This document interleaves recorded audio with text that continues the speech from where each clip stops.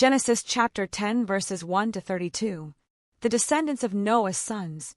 These are the descendants of Noah's sons: Shem, Ham, and Japheth. These three had sons after the flood.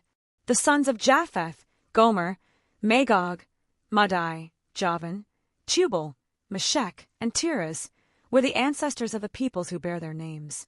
The descendants of Gomer were the people of Ashkenaz, Riphath, and Togarmah. The descendants of Javan were the people of Elisha, Spain, Cyprus, and Rhodes. They were the ancestors of the people who live along the coast and on the islands.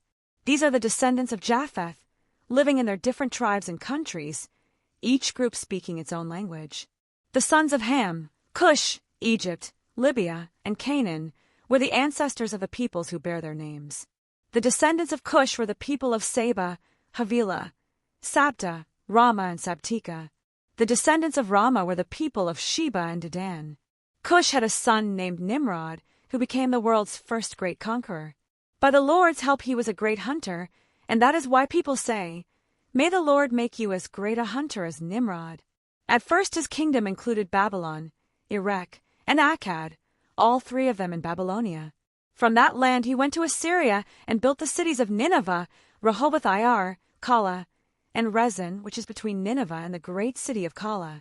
The descendants of Egypt were the people of Lydia, Anam, Lehab, Naphtu, Pathros, Caslu, and of Crete, from whom the Philistines are descended. Canaan's sons, Sidon, the eldest, and Hate, were the ancestors of the peoples who bear their names. Canaan was also the ancestor of the Jebusites, the Amorites, the Girgashites, the Hivites, the Arkites, the Sinites, the Arvadites, the Zemarites, and the Hamathites.